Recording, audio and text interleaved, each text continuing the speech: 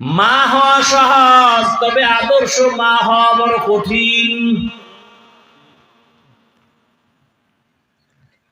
নারী হওয়া সহজ, রমণী হওয়া কঠিন।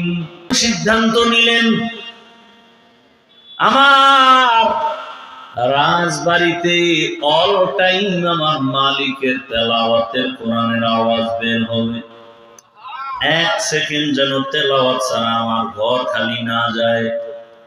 কেমনে? মহিলাদের ভাগ করে দিলেন, তুমি আধা ঘন্টা তেলাওয়াত করো, তারপরে কাজে যাও।